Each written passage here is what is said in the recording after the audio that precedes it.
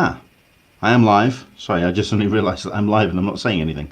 So you're probably wondering what is going on. Hello there, everybody. I know that some people are still getting a little bit freaked out about the early broadcast, but there is that reason, of course, that we are doing these shows before the actual opening of the doors of Comic Con official at 10 a.m. for all the panels. We've got a special guest on the way, hopefully. Well, somebody wants to say hi anyway. If you are watching and if you've got your notifications, hello there, welcome along. The chat is up and running on Facebook, so you can talk on that. But if you're watching on Periscope, if you're watching on YouTube, you can jump in and say hi. What are you doing today? How is your weekend? How are you coping with the San Diego Comic-Con sized hole in your life at the moment? I mean, it's got to be said, I'm chatting away like a good one. I've got myself a fair old crack of hello stuff that I'm doing. Hello there, Andy. Hang on, doing the introduction. You shut up. Oh, sorry. Because you like this every time. You always keep talking, and it's. I mean, I love you. I love you too. Honestly, what you like.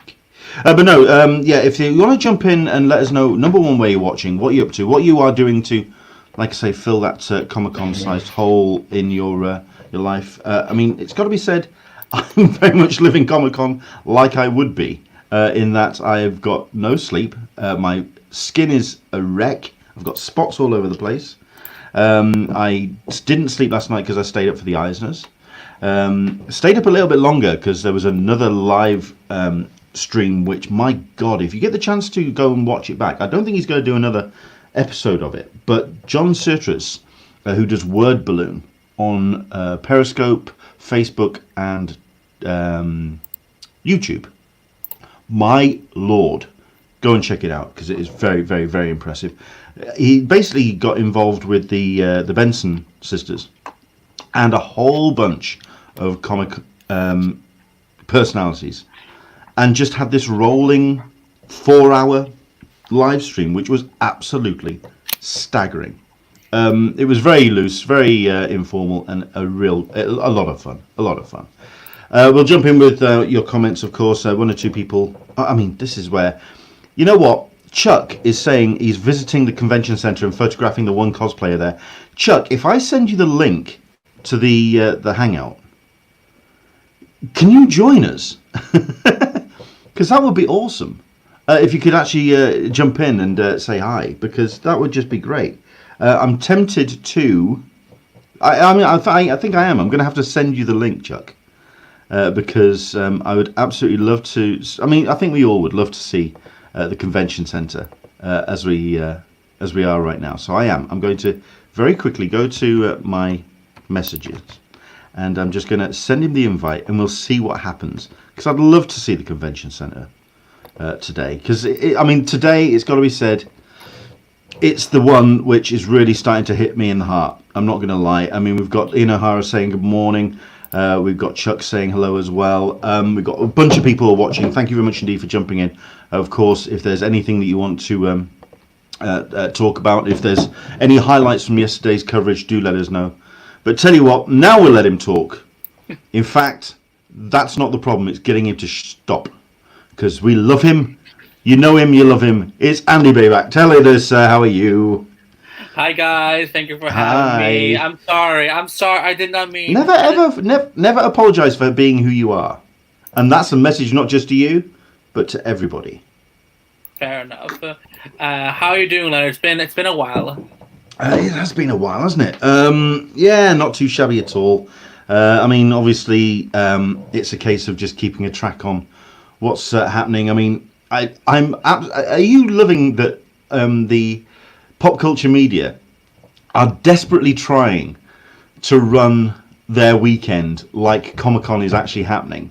So Entertainment Weekly are doing highlights of Comic-Con yesterday. Twitter are doing like highlights of the con or what you can expect today.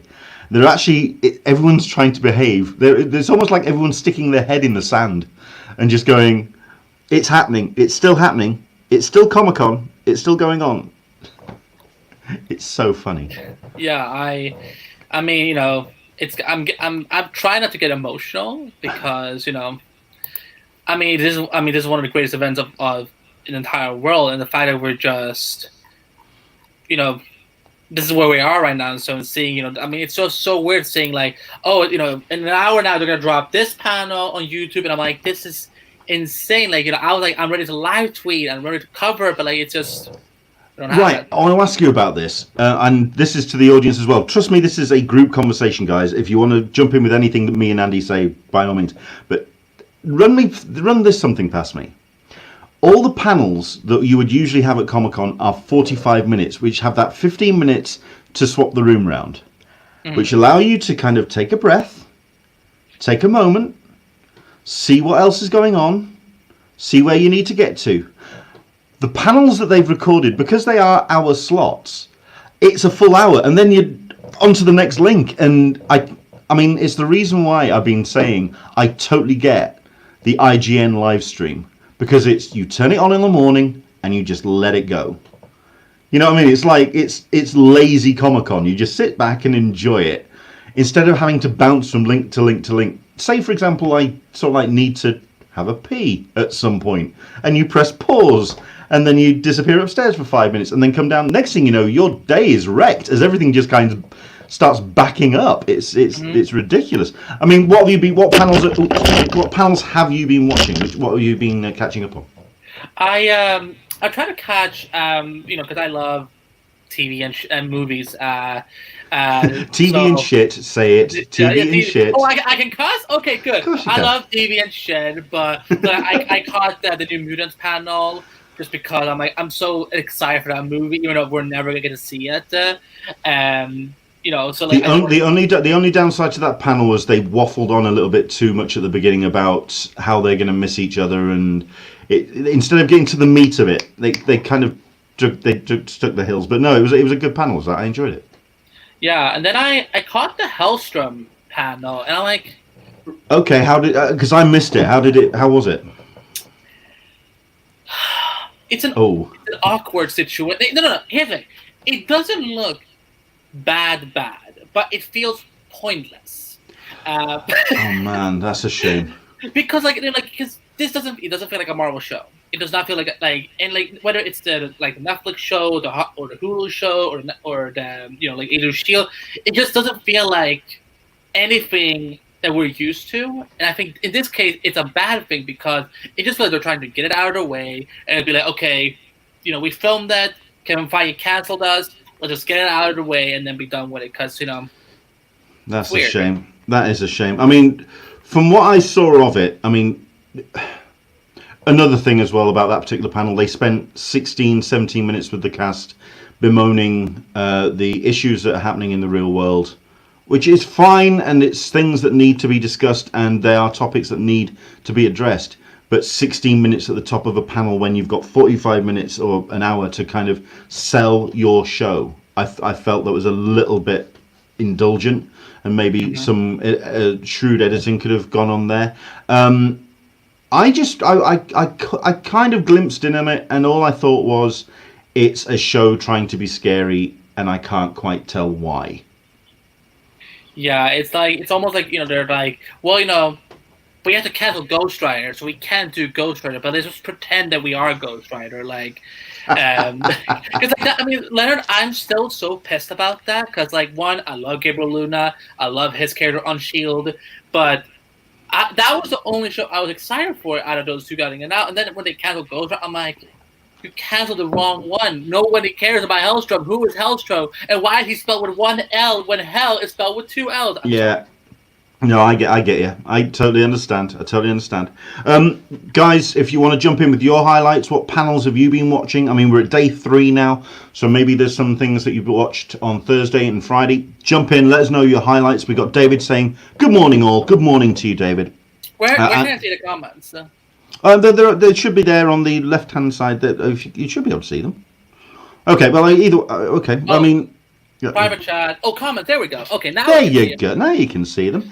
Ian O'Hara, hi Andy. Just got the Miss Comic Con pins from yesterday's without the Miss Comic Cons and lack of sleep and spent way too much money. Haha. I had 2. in the cart, and like an idiot, I didn't have my notifications on my Windows laptop turned off, and the window was on the right-hand side, so I was constantly trying to get to the cart, except the notifications were coming up of stuff that was happening, and I missed it. I was absolutely... listen, if anyone's got a spare one, I'm not going to lie, but then again, I'm also begging. To be fair, what I should be doing is not begging of you guys, but begging of yesterday's. Make more of the things. Come on, you would sell... Yes. That would be your best-selling pin by a long shot. It would be insane. Andrew English is saying hello all from London. We got people are jumping in. Hello there, welcome along. I mean, the things I want to talk about, I'm certainly going to talk about personal highlights or things that we're going to be looking at for panels later on today. Definitely want to cover the Eisners, which happened last night, because that was a pretty cool session, actually. I stayed up late for it, and it was great to have that happen. A couple of comments. We'll get into that in a bit. What else do I want to get into? Yes, this. And I'm going to introduce it, and then I'm going to let everyone else have a crack at it. And then, Andy, I'm going to put you on the spot. So have a think as I introduce this. Basically, I put a tweet out.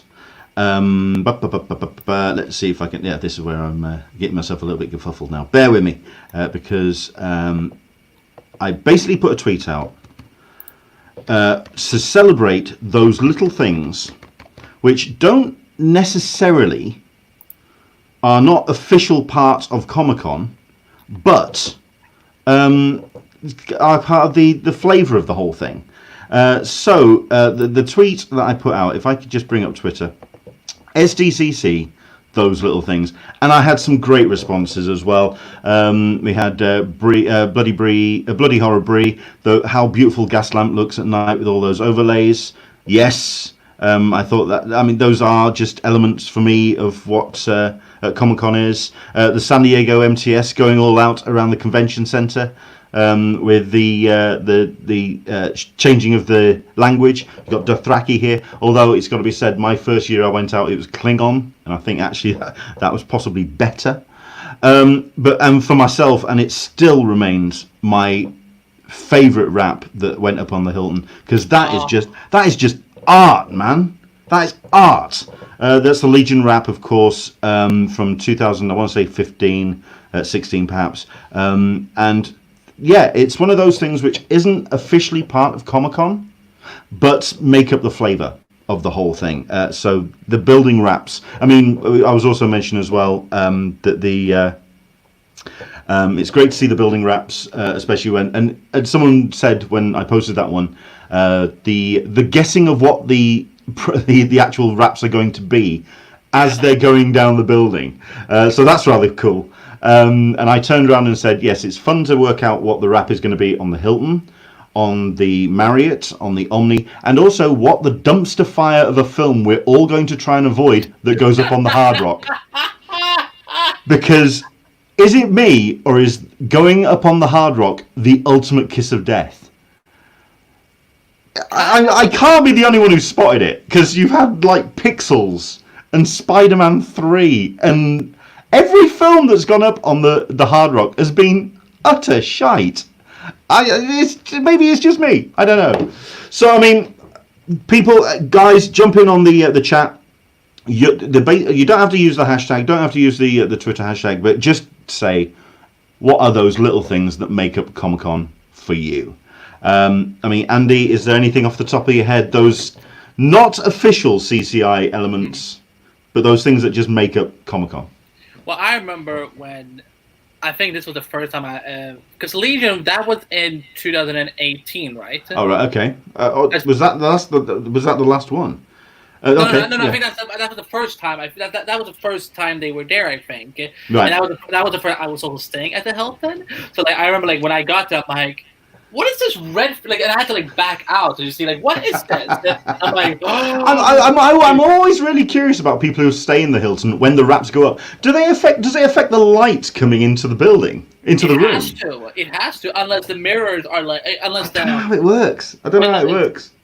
Well, next year, if things are actually going into normal order next year, and if we end up in the Hilton, like, I will like try and maybe show up like a week before and just see if when it comes back. Because I'm always like, is it heavy? Do they pull up a like a big machine? Like how do they get? They do it by squares, obviously, but I mean. When you've had like the ones of the strain, when you've had that like grimy green and really deep red, can you imagine being in your hotel room and that color just comes through your room? Oh God! I remember when the gift that was on the top of the parking house by Hilton, and I was like, because I'm like, from a distance, I'm like, that looks like an X-Men thing. I get them, like, oh, it's an X-Men thing. One of my favorites was from the side of the Petco Park where they were promoting like like new shows because that's usually when the ABC shows go up. And we had Once Upon a Time, we had David Fillion's new show. There was one, the last time I went, which was 2018, and there was a show which I can't even remember if it aired, and I think it had Lauren. Well, I think it was one of the Walking Dead cast or something. It was like a medical show with a really forgettable name, and I can't even remember if it aired. And I just thought all that money that had been spent on the wrap that went up on it was Petco, and I just what a waste. What an utter waste. Show. Why would it? I don't get why they bring like procedural sometimes to Comic-Con. Like it's almost like bringing like like if you brought CIS or NCIS and CSI and so on to Comic-Con, it's like nobody cares. Nobody cares for like we're here to see superheroes and like creatures and witches and warlocks and stuff like that. So, but the Petco Park is always the fun one because I'm like you can always see it from like across the street, like like kind of like on the side. Like and if you don't like look straight, you will miss it. I always wondering, what show are they promoting this year? And so there's been a few years when they had Shield on there. And then, but like I'm always like wondering with Hilton, it's like because that's one I feel like I see the most. Like I always feel like the Marriott one, like you see it better in the evening, because depending on where you are by the streets. For myself, the best place to go, and this is on the Thursday morning, is by the tents. The convention center park. I'm trying. There is that official name for the green area. But there's the stairs that lead up to the first floor of the convention center. Usually they're kind of roped off, but if you go up to the top of there and you look down on the actual tented area, but you can actually get a panoramic from from Omni, Petco, round across the side of the parking of the Hilton Bayfront, and then down to the FX as well. It's a nice little panoramic, but you can see all the wraps that they do. Obviously, apart from Marriott and the Marriott and down the road. But no, it's a nice view to get them all in on that one, just up there. It feels like a Christmas tree almost. Like if the convention center is like the star, and then all the hotels are like the Christmas lights and so on, and then when you put on the banner, so that's like for me. That's it. Christmas in San Diego in July. That's how I look at it. That's exactly it. That's exactly right. There's a comment that's come in, which I'm trying to decide which I'll put up, but we'll get to it. Karma Savage, Whiskey Cavalier that starred Lauren Cohen. That was the one.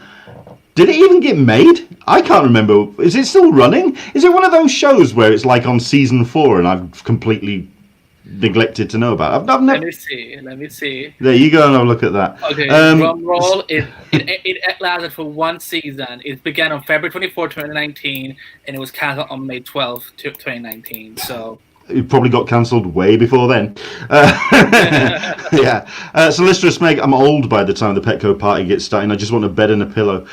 I get that. I mean, I quite like hearing the parties going off around. If, say, I'm in the Hall H line, at this point I'll be waking up in the Hall H line for Saturday. But to be honest, I mean, like I've said it on a couple of shows, 2018, last time I was out there. Oh, no, 2017 was the last time I camped out for Hall H. And it was the best night's sleep I've ever had in my life. It was just incredible. I don't know how the hell that happened. I have no idea. We got Sarah Baru. Hang on, let me get this right. Barura. I'll go with that. Sarah, hello there. Welcome along. Fresh face. Never had you talking to us before, so it's great to have you joining us. Researching and looking for hotels and where everything is. that is, of course, the big one. If you are a first-time attendee, if you can try and get down for preview night, even if you don't have a preview night badge, please do try and get down there the day before. Get a sense of the geography of the place, just to get a sense of where things are. In terms of hotels, we kind of talked about this on previous episodes as well. Downtown is it's handy to store your stuff and have somewhere really close and into the center of the action, but don't rely on it.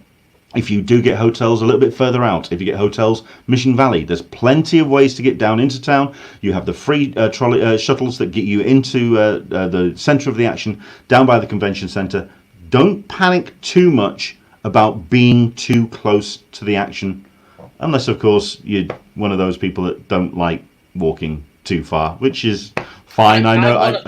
I know a number of them. Don't worry about it. And also talking about the wraps on the building. Yeah, I'm going to do it because he's not going to come on the show, and who cares? Alex Ross. There's nothing stopping Alex Ross putting a fake wrap on the Hilton garage. Yeah, this has been a long time bone of contention, and it's the reason why I am blocked by Alex Ross. Around well 2012, 2013, 2014, basically he got himself his copy of Photoshop, got his art, and pretended that there was a building wrap up the side of the Hilton or up the side of the Petco, and put his art there, or on the side of the parking garage. It wasn't even great photoshopping. It was just kind of like pinch, corner, fit. He used paint, the paint software on Windows. Yeah, and just basically pretended that his artwork was going up on building, and a number of his fans bought it. I've spoken to a number of artists who asked what the issue was, and I just went, "It's misleading your fans," and they went, "Yeah, but it's promotion, so we get it." So there's two sides of the argument, but personally, I mean, it all came to a head when he did a rap, or did a Photoshop of a rap of one of the San Diego MTS trolleys. The shuttles, the trains. And he'd actually done a pretty good job of the Photoshop. Actually, he'd cut out the handles, and he'd gone around the doors, and he put layers in there properly, and it all looked half decent. At which point MTS turned around and said, "Yeah, that's misleading and also illegal. Stop it." And I think it was around that point I got blocked. So yeah, well, whatever. Goodness gracious, that is just ridiculous. Yeah. Oh, can I, by the way, speaking on trolleys, because I just remember my favorite trolley of all time. It's the season 4 Age of Shield, when it's like the flaming chains, and we didn't know if it was going to be Ghost Rider or if it was something else, because everyone was like, "What is this about?" They had a covered car at the Marvel booth, and the trolleys had the chain, the chain just like season 4 coming, ABC, and we're like, what does the chain mean? And then they announced Ghost Rider in that promo. That was my favorite trolley. Yeah. I'm trying to think of my favorite. Whew. Man, I think the Legion one. No, not Legion. I quite like some of the Conan ones. The Conan ones are fun. I know not many people liked the message it was sending, but there was the X-Men series where they mocked up the trolley as though it was, we're shipping off mutants. Very much like the concentration camps, and that was a bit dodgy when it comes to the message they were putting out. But I got what they were doing. No, it was the TV shows. It was the Gifted. The Gifted, and they basically mutants resistant, and basically mutants go inside to this concentration camp, really. And I got what they were doing, but certainly in 2020 the message is not spectacular. But there we go. Karma Savage, that same with Minority Report TV series. All that money spent on the building wrap. It was a cool building wrap, but not a great show. Not a great show. Ian O'Hara, my favourite trolley wrap was Dark Crystal Age of Resistance. Yeah, anything Dark Crystal is it rocks. So there we go. Do jump in with your chat, everybody. Let us know those little things that make up Comic-Con. Is it the key cards at the Hilton, which I've got piles of those things somewhere, which I've never even stayed at the Hilton, and I've managed to collect those things. The separate key cards that you get, that's a little thing, which is rather cool. Well, here's the thing. If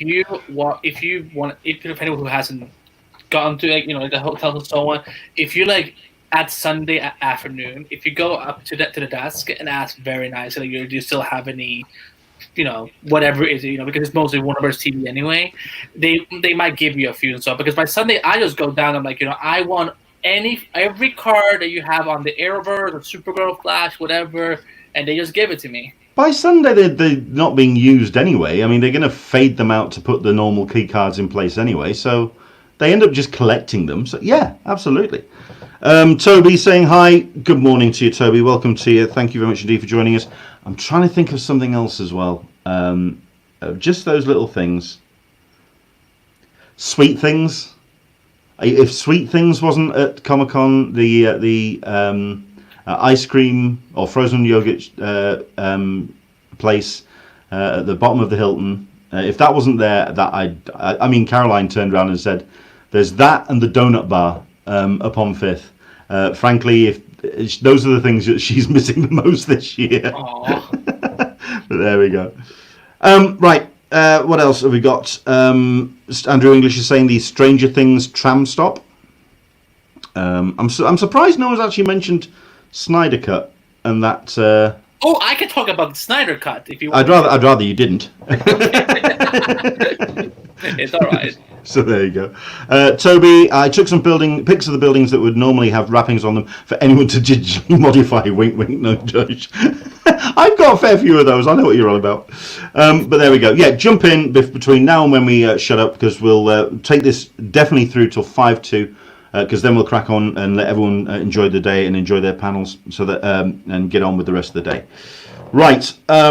I'm going to very quickly talk about the Eisners, if that's okay, Andy, because I just want to, because the Eisners last night, it was something that I wanted to check in on, because it is the Oscars of the comic world, and I wanted to know what kind of production value they were going to put in on this particular presentation.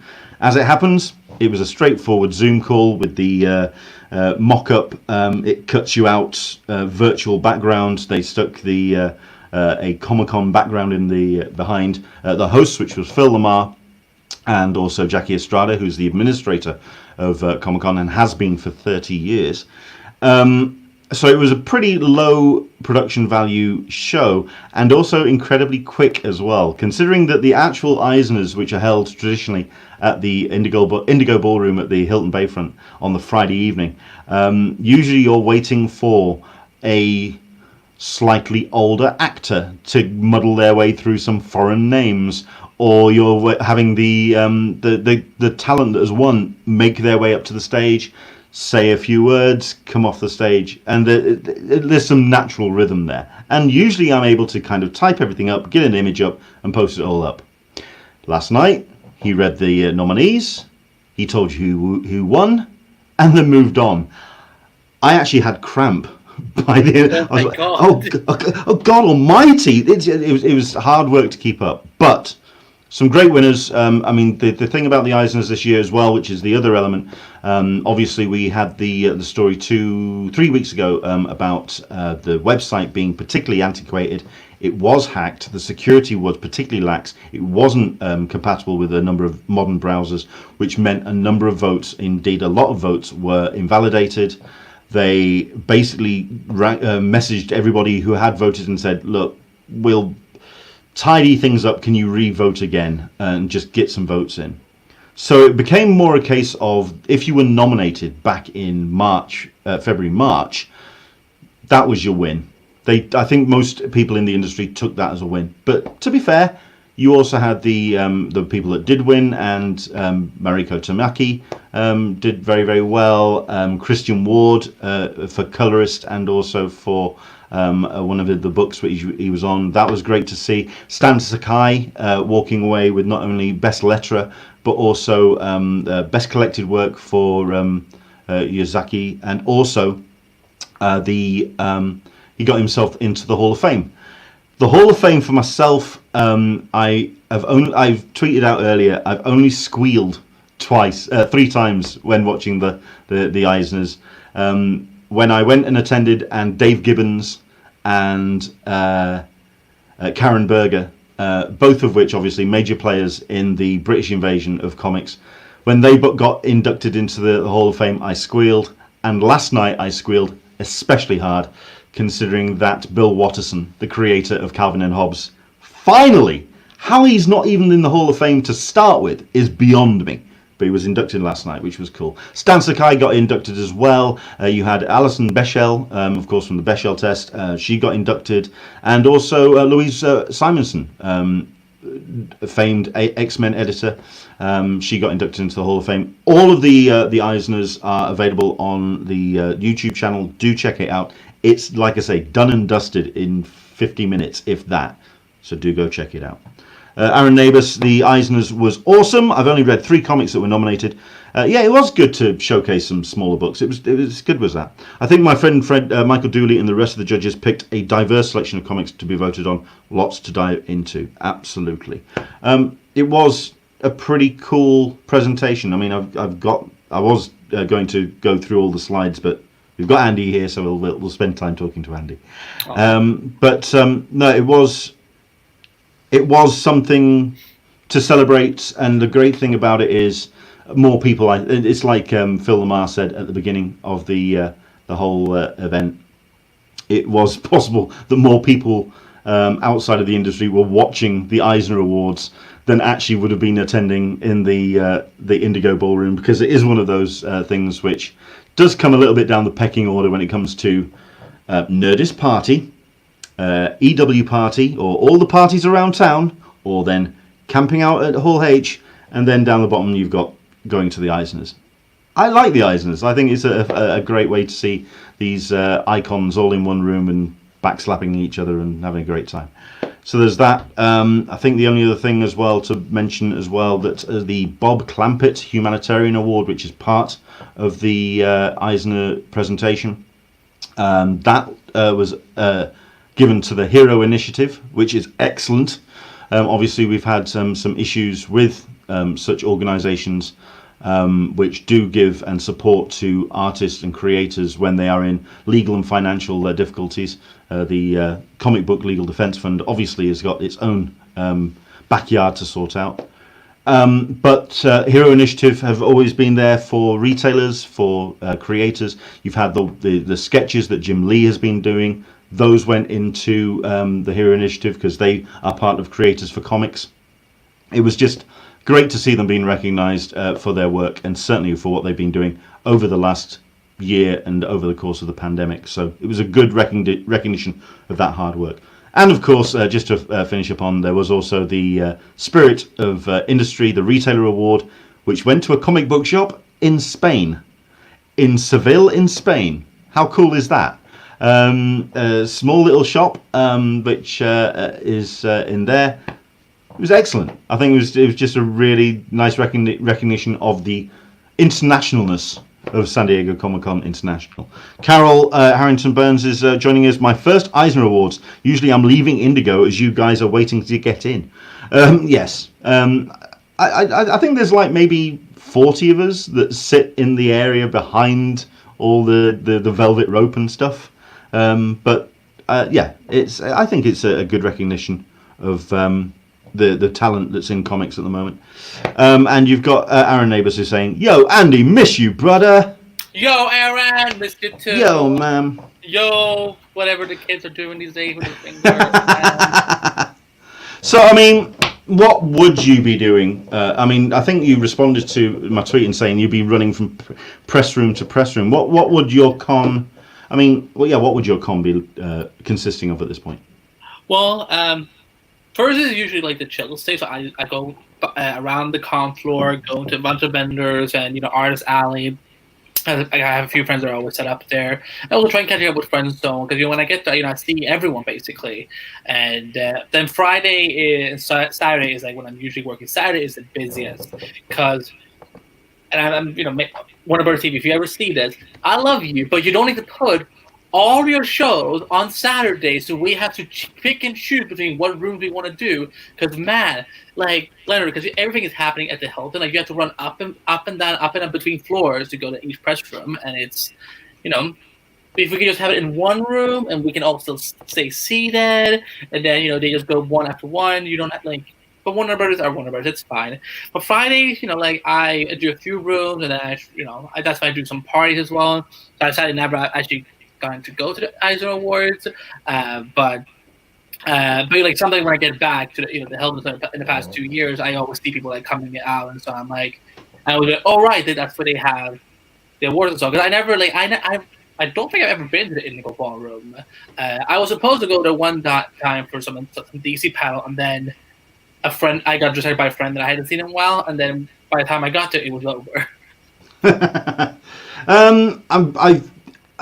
I'm trying to work out if I've been to the Indigo for anything particular. I think the only thing I've been to there specifically for is, the Eisners in the evening, and then it becomes a totally different room anyway. But the anatomy of a musical anatomy of a superhero, which is traditionally the first panel on a Thursday. It's the one that kicks that room off, and has done for the last 3-4 years or 5 years.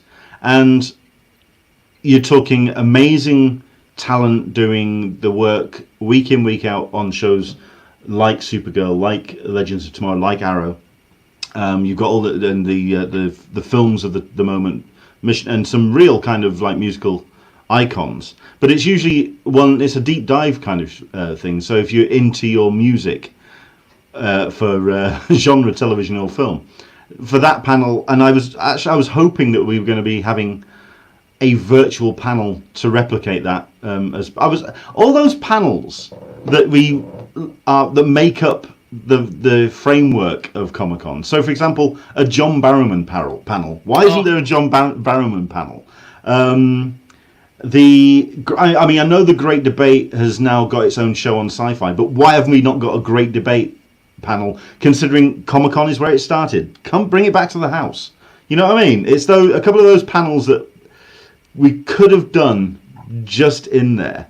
So it's a shame. When it comes to genre and Marvel and DC, and certainly with Marvel, I know that we've got one or two people that have mentioned about yesterday's spin. We'll get to that in a second.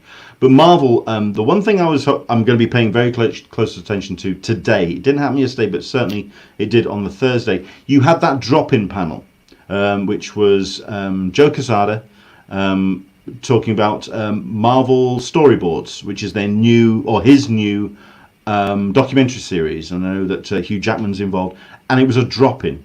No one knew it was coming. It just went straight into the listings, and I think the listing went live maybe half an hour before, and nobody knew. I was hoping that Marvel would be doing more of that over the course of today and tomorrow. Do you think we're going to see some surprises, or are we pretty much locked? As far as Marvel goes, because Marvel's been so interesting, because we know why DC doesn't really have a presence this year because of that event that is coming up. I don't know. The DC at Home panel yesterday was pretty cool, and you've got the second one today as well. No. I mean, just in terms of when it comes to the large scope of DC, both TV, film, comics, and so on. But with Marvel, I'm still so surprised that that has been. The present has been kind of minimum. We have Hellstrom, we had New Mutants, and now we have we had Marvel's next big thing, and so on. But I wouldn't be surprised if they do another surprise by either today or maybe tomorrow, so they kind of just give the fans of the entire Marvel universe something to chew on. But it's so hard to predict what's going to happen with the Home Con, because we've never had it before. So it's so because I wasn't sure are they going to live stream the panel, are they going to drop the panel? And then when the first panel that I was going to cover dropped, I'm like, oh, so they dropped the whole thing, they pre-recorded it. Okay. So that was kind of interesting, but I'm hoping there's a surprise or two, because we've had a very shitty year. So yeah, I mean it's like I mean we said on a couple of podcasts, we said this a couple of days ago as well. At the end of the day, especially when the New Mutants news dropped, that panel was coming in on was it yesterday, Thursday, and everyone just suddenly started talking about it. And interest was peaked again, and everyone just got ramped up. That's when surely a intern in the marketing department sits down in front of an Avid, sits down in front of Sony Vegas, or takes the laptop home and just bangs together an hour's worth of content to just to Dropbox over to Comic-Con and just say, put that in on Friday somewhere, put that in on Saturday afternoon.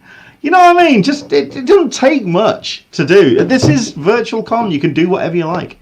We've got a couple of people who are messaging me, and indeed, you got Michael Ebel. Hello there, Michael. How are you doing, sir? Long time no speak. I'm late joining back to yesterday's pin, based last week chat on the unofficial blog, that yesterday's was told by SDCC not to sell them, as SDCC did not approve the pin. Why do they shoot themselves in the foot like this? Honestly.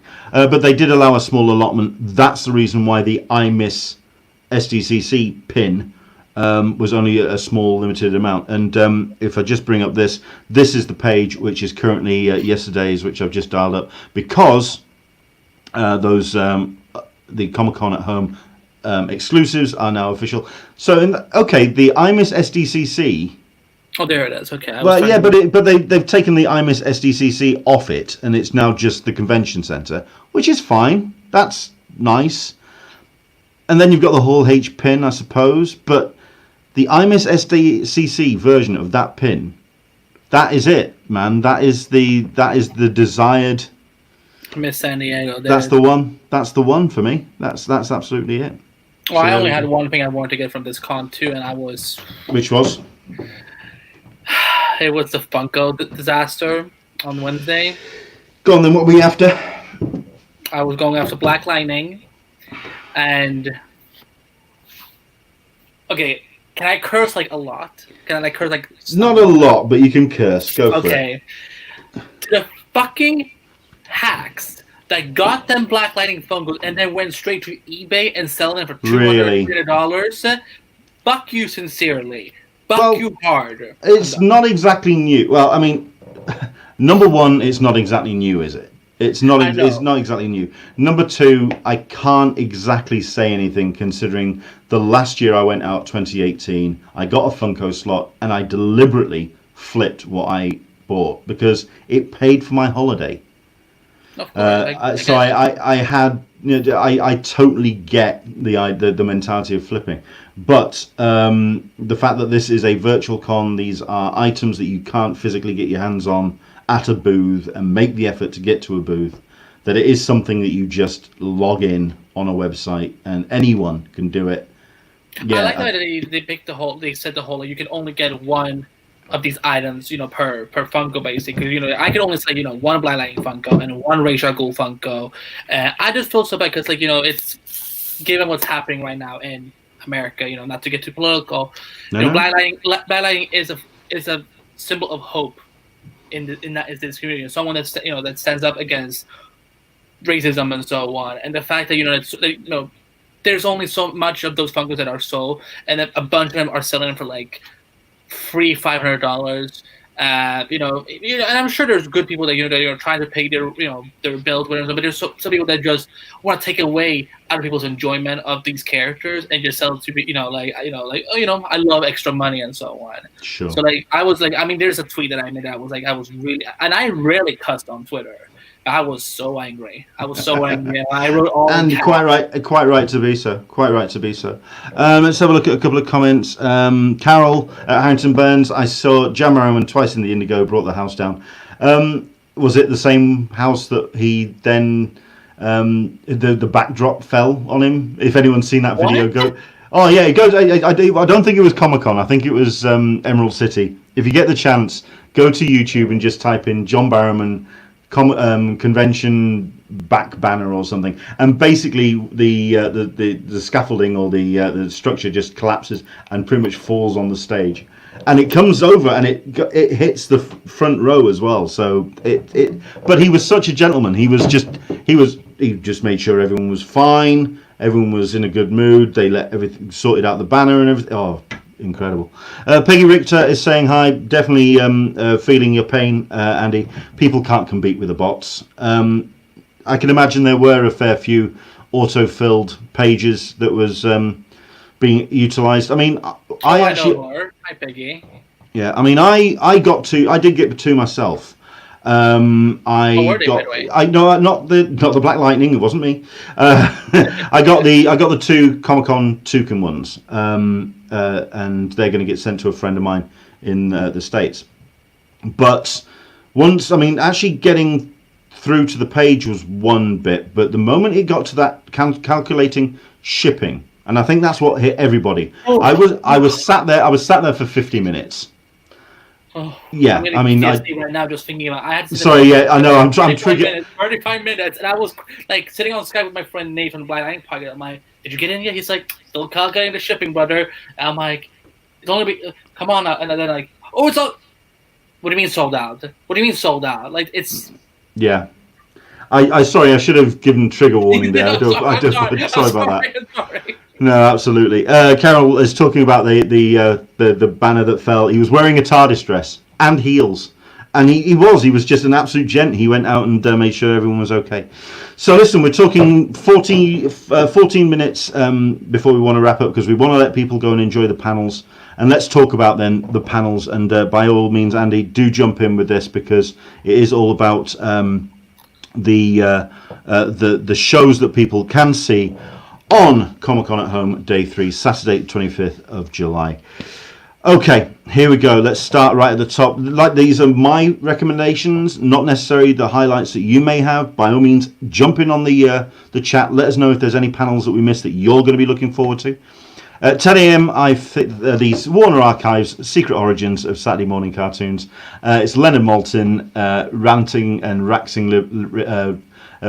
rhapsodic about just some classic 70s and 80s Saturday morning cartoons, and a couple that I'm not aware of because they didn't make their way over to the UK, but certainly some of the like the Jetsons and all the wacky races kind of stuff. That's going to get discussed. I think that's going to be a really fun panel. It's Leonard Maltin. The man is one of those that you can just listen to. He's just he's very passionate about the stuff that he enjoys, and yeah, it sounds like a lot of fun. 11 a.m. DC at Home Day 2. I mean, I don't know if you want to jump in on this one, Andy. Is there anything that you've spotted on this one? I'm really looking forward to David Goyer panel. I love David Goyer. As you know, I know he's a little controversial, but he has done so much for the industry when it comes to adapting comic characters to TV and film. Some better than others. We don't have to list them. That's the reason why I'm going to be watching it, because at the end of the day, he is very hit and miss. So I'm curious to see. But just to go back to the DC at Home Day 2. Sorry. No. So we're talking. I mean, here we go. You ready for this? Greg Capullo, Cecil Castellucci, Katina Collins, Cami Garcia, Jorge Jimenez, Daniel Warren Johnson, Dan Jurgens, Jim Lee, Sean Gordon Murphy, Scott Snyder, Brad Walker, James Tiernan the Fourth. Christ alive! That is a panel and a half. I mean, they did it yesterday. They they basically split it into three, and they did an amazing job of showcasing what's coming up with DC. That is a lineup and a half, and for an hour, that's going to be something else. But like you say, if you like your films, check out that Adapting Comics to the Screen with David Goyer. But certainly that DC at Home, I mean, considering, like we've discussed, they've got their own, the fandom coming down the line. They're representing particularly hard at Comic-Con. I think fair play to DC for what they're doing on this one. 12 o'clock, Constantine 15th Anniversary Reunion. I'm sorry, but I like this film. I like it. If you take Constantine on the CW, the one. I mean, it's not John Constantine. Let's be honest. It's not your Liverpudlian with a smart arse mouth. It's Keanu Reeves. He is. I thought he was from not London, but he was from. Oh my god, I'm blanking. But they always describe it as like the British version of Brooklyn. I don't know what it was called, but yeah, that'll be Liverpool. Okay, so that is okay. Then never mind. Then I'm sorry. That's Liverpool. Yeah, that's about right. I've never heard it described like that though. So that's got me chuckling. But yeah, it's weird because he's certainly on the DC shows, the WB shows, he's played by a Welshman, so it's basically him doing his best Liverpudlian accent. But no, Constantine. It's a shame that not more of the cast are being asked to come and participate in this, because we are not hearing that Rachel Weisz is getting involved. Peter Stormare's not going to be there. Shia LaBeouf hasn't been given an invite, so it is mostly Keanu Reeves that's going to be talking about this. Do you think they're gonna, because there's been rumors there's a sequel coming? Yeah, I heard about that, and I heard about it last week. Do you think this is the panel that might finally address that? Oh yeah. Oh, it'll get mentioned, and I know that Keanu's turned around several times and said that he's up for doing it. But it's been 15 years for a film that didn't exactly set the world on fire. So right. Yeah, who knows? 12 p.m. Dark Horse All Stars. If you like your comics to compare against Constantine, so that will be your comics panel for that hour. Likewise, you've got that cinema comics split with the 1 p.m. block with Guillermo del Toro and Scott Cooper talking about Antlers and directing. The downside is it's not going to be a full-blown Guillermo del Toro experience. If you've been in the room, especially in Hall H, or any time he has a microphone in front of him, the man can drop an F-bomb like he's painting the Mona Lisa. It's art. He swears like a trooper, and he's a joy. Were you there Pacific Rim in Hall H in 2012? Yeah. And like seeing him geeking out, like, you know, like there was a kid asking, like, you know, what kind of robots are we going to see and so on. And he's like, "You just think of all of them." And I'm like, "That man, I love Guillermo. Yeah, and it was like an 8 or 10-year-old that was asking the question. He said, and he just swore at him. He's going, "You're gonna fucking love it." It's just absolutely brilliant. So that's going to be a slightly diluted version of the experience, but still worth checking out. Tribute to Denny O'Neil, of course, a legend of comics who passed away this year.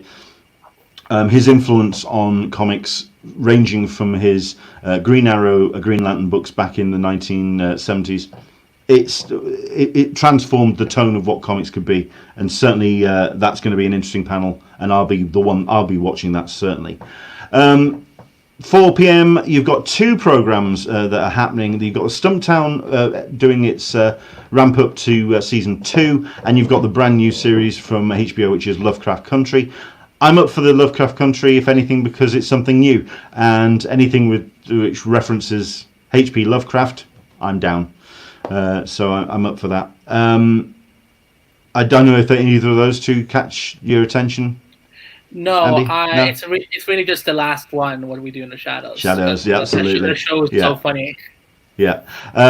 Comic shops persevering through crisis, and what we do in the shadows, of course, they're going to be big draws. If anything, comic book shops have had an interesting time. In actual fact, their sales have gone up because people have had money kind of not doing anything for the last 3 months, so people have been buying online, so they have been bolstered throughout the crisis. But it's going to be interesting to hear retailers talking about what they need to keep going. Let's have a look at this. Carol is saying, going to miss quick draw on the banter between Sergio and Evanier, my Saturday tradition. Evanier did a panel which was his Jack Kirby panel, and I'd say for an hour and 15-minute length of the panel, it was him talking for an hour. Mark Evanier likes the sound of his own voice, but that's Mark Evanier. At least he knows what he's talking about, and he's very much someone who was worth watching. If anything, because also Alex Ross, my good friend, was on the panel as well. So there we go. Your bestie. My bestie. Hang on a second. Have I skipped some? I think I have. Sorry, to the 2 p.m. till 3 p.m. slot. Sorry, let's back up a bit. IDW in 2020 and beyond, that's going to be an interesting panel because, of course, we've just heard word that IDW have just had a massive switch round in its management. So how the books are going to move going forward, we don't know. That's going to be cool. Women Rocking Hollywood, supporting female-helmed film and television. And then, of course, two big panels at 3. Second appearance of Keanu, Bill and Ted Face the Music, which I suspect is possibly going to be the headlining panel of the entire weekend. Is that fair to say? I mean, it's fair, but it's the strangest thing you've ever said in any of these shows that I've been on. Like, that's the strangest thing I've ever heard. Like that, you know. But it's right. Like that, I feel that's going to be what takes it home for movies for SDCC. Yeah. At the end of the day, there's not many other companies that are representing, and this is the one that's going to get people's attention. So yeah, I think that's going to be cool. Brave New World is the show from Peacock. That's going to have a lot of attention on it. If anything, because of the cast, which is quite impressive. I'm rattling through because we've got not a great deal of time to play with. So let's do the last one. The last one. Kevin Smith. An evening with, of course. I have put a comics one in there as well, which is at 6 p.m., which is Ahoy Comics. If anything, because Ahoy, like TKO and a couple of other new companies that have come through in the last couple of years, are doing something new and different with their distribution model. Ahoy are going very much more cheaper paper. It's very much a case of going back to basics when it comes to their comics retailing. So I think that's very exciting. So could be cool to see what Ahoy have got planned. But the evening with Kevin Smith at 6 p.m. Wow. The only downside to it for me is this isn't a full-blown live stream. Yeah. Taking questions and getting interaction, because there's one thing Kevin strives off. It is that bouncing backwards and forwards with an audience, and he feeds off a crowd. He always has done. I mean, I was talking with Mark Serby today about the comparison between Fat Man Beyond, when the Scum and Villainy Cantina have got an audience there and he's bouncing off the audience, and him and Mark Bernardin are all just riffing off the energy in the room, and the recent ones where it's just those two. Great episodes, but there's something missing. There's a spark missing. I mean, have you been in with a Kevin Smith panel? I mean, what's been your experience? I wish I could go, but it's like, it's always at Hall H, and I usually by the afternoon I'm exhausted because I'm like I don't want to sit at a round table anymore. I just want to go and get drunk or whatever I do. But no, I mean I want to go to one of those things. I mean, I want to go to the ones when they do it in when they do Family Beyond and so on. If I'm ever visiting LA again. And I wish. Although even though I have never gone to either Kevin Smith, I have run into him once in a hotel lobby. We took a picture, so nice. He's good. He's a good sport everywhere. And but no, it's gonna be weird, like seeing him just sitting there like reading from because I know he's going to be talking about the magic. He's going to be talking about a couple of new sequels that he's got coming up. He's talking about his new web show that he's done with his daughter's boyfriend. Okay, fine. If you're going to talk about that for 20 minutes, whatever. But I think it's always best when he is not given any kind of cue. If he's not given a topic, an audience member comes up, throws him a question, and away he goes. You light the blue touch paper and let him fly. And that's, for me, an evening with Kevin Smith. This is going to be. What would you ask him if you could? We've asked. We've jumped on Twitter, but that's what he's doing. So there we go. At least he's not going to get bum rushed by Star Wars fans leaving the room. Oh my God! For the Star Wars concert. Poor bastard. Just having the entire room just stand up and walk, but awkward. Bunyan Snipe is reminding us about Bill and Ted. It's getting a most excellent digital release. Announced that it will be now released on demand and in theatres September 1st. It's a case of how the new normal is with cinema and with films, but there we go. It's a case of what he's going to do with it. So listen, it's 5 minutes to go. I'm going to let people get off because they've got to get to either the IGN stream or to their the panels, because like I say, 10 o'clock it starts reasonably strong. So we'll let people get off and enjoy the rest of their con. Andy, thank you so much indeed for coming on, man. It's been an absolute pleasure to talking to you. What has been, just to wrap things up, what has been your take of Comic-Con at home? Has it been good enough? Has it been what we needed? It's definitely something we needed, just to kind of be able to distract ourselves from the real world right now and kind of, still have some hope for next year. It feels like it feels inaccurate to me to say when things go back to normal, because I don't think it ever will. But no, but it's fun. You can text your friends and so on. You can watch. I know they do the. I don't know what the platform is called, but you can watch the panels together. Well, no, they are doing like a movie streaming service with an app, which I don't know anyone who's going to be doing it, but hey, what the hell? Yeah. But, I think the watching a panel and talking with each other, I think that's called Twitter. yeah, So, I mean, yeah, but either DM or I will, yeah, I get what you whatever. mean. So on. I mean, Andrew English is saying I've seen 100% more panels than normal. Yeah, I think people are understanding and appreciating the content that Comic Con presents with these presentations. So I think, if anything, that'll give people a little bit of a bump to go and check out the panels, the smaller rooms next year, perhaps, for real. So who knows? Fingers crossed. Andy, if you could tell everybody, where can people find you online, what you get up to, where can people find you, sir? Well, because I know we're running out of time, I want to make sure people can get away. So just go to at Andrew Back, spelled right there. On my Twitter bio, you can find all of my work, what I'm doing, what I'm podcasting, or what I'm writing for. So there you go. Since they usually drag me when I come on these shows for like plugging for 20 minutes. So there you go. Fair enough. No, I mean, it's always good to have you say where you are, because you have a fair presence online. So it's good to have people go into the direction. For myself, of course, you can find me Englishman SDCC or tweet. You can keep a track on what we're getting up to and all our coverage. And of course, keep an eye on the hashtags that we've got going out at the moment, which is SDCC, those little things, SDCC, where I would be right now, which I quite like that one. People are just going, I don't know where I'm going to be. I'd be at Subway harassing somebody, or I would be in the line. I'd be at the line at Starbucks, or I would be just waking up in the Hall H line. It's been great to read those replies, so that's been rather cool. And of course, we'll do our best to cover the panels as we go through. I will be trying to watch all the way through, and we'll see what happens. But 2 minutes to go, we'll let you get off. Get yourself to Comic Con International on YouTube. Watch the panels. Watch as much as you can, because this is what we've been asking for. We've been asking for the panel content to go out from Comic Con while the con's been happening. This is our way to show support and show that the numbers are there to watch this content. So please do check it out and watch those channels. Take care. Enjoy the rest of Comic Con Day 3. We'll see you tomorrow for our wrap up of Day 4 and also just our general thoughts on Comic Con at Home 2020. From myself and from Andy, take care, and we'll see you soon. Bye bye. Bye, guys.